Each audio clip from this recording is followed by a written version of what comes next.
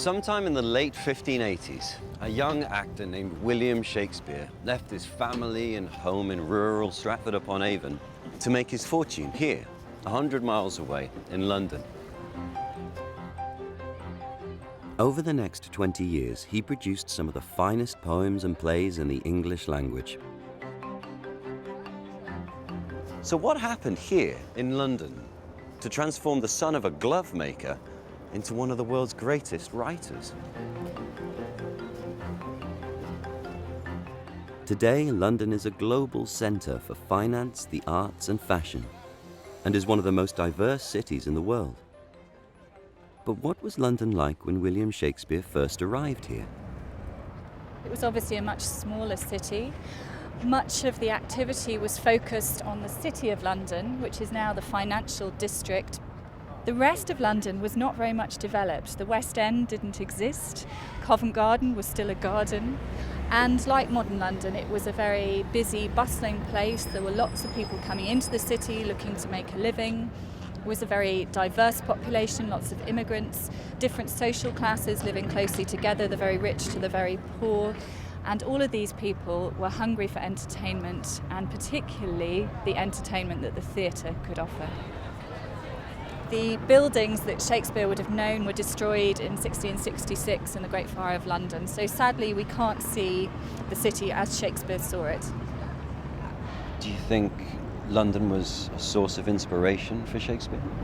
Definitely. I'm absolutely sure it inspired Shakespeare. Although he tended to write about faraway places, Athens or Rome, the plays are full of the energy of London, a city that's a real melting pot of ideas, the centre of political power. And that world, I think, is the world of Shakespeare's plays. In his first decade in London, Shakespeare built up a reputation as one of the country's most successful playwrights.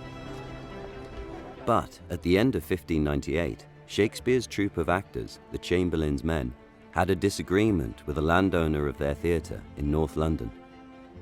So, in the middle of the night, they took the theatre apart, brought the wood piece by piece down to the banks of the River Thames, floated every single piece of wood across the water and brought it here to Southwark, an area of London where the land was cheaper, and rebuilt the theatre and called it the Globe.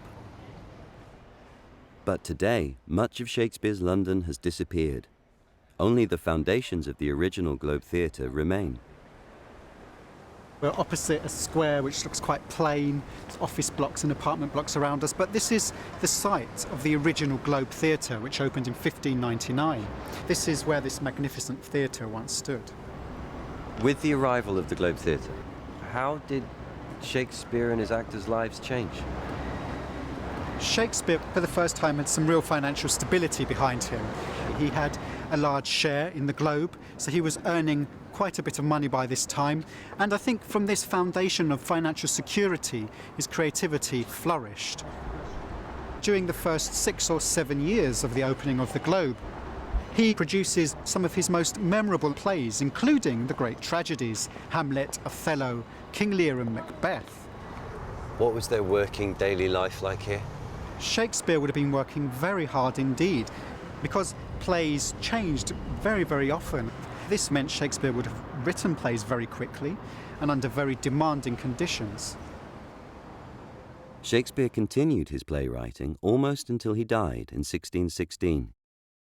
But his work lived on thanks to his friends who saved many of his plays in a book now known as the First Folio.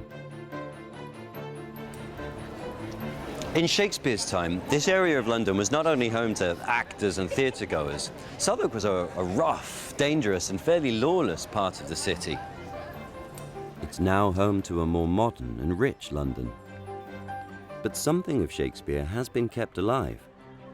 Just down the road from the original foundations, there is a recreation of Shakespeare's Globe, built in the mid-1990s.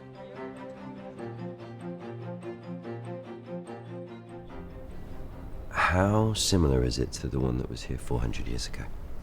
Well, in terms of the architectural features, they were very similar, like the shape of the theater, the fact that the stage thrusts out into the yard, the fact that there's a stage roof, which they used to call the heavens. It has an upper stage balcony, musicians' gallery, the 3 doors where actors come in and exit, the trapdoor in the stage, as well as the trapdoor in the roof. All of those things were features that were in Shakespeare's original theater in 1599. The materials of the building would have inspired his work. Sometimes there's references in his plays to thatch and to the wooden dialogue of the actors' shoes on the stage. Those types of technologies or special effects in the theaters would have inspired scenes where gods are being lowered from the heavens. Those types of things were written into Shakespeare's plays. What were the audience in Shakespeare's time like that came to see his plays here? The audiences were wide-ranging. They came from all social classes. Because it only cost a penny to come into the yard and stand, you would have had the working classes, you know, the butchers and the tailors. But also, the higher up you go in the galleries, the higher the class. And if you pay 6 pence, which is the most amount you could pay, you would sit in these beautifully painted gentlemen's rooms very comfortably. We have a wide range of audiences from all over the world now, because Shakespeare has such an extraordinary global appeal. And it's the magic of his storytelling.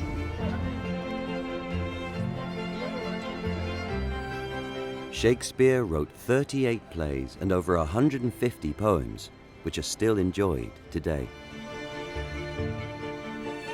And whilst we can get an understanding of what Shakespeare's life must have been like in London and how much the city inspired him, I believe his works only truly come alive when they're held in the heart, spoken out loud, wherever you are in the world.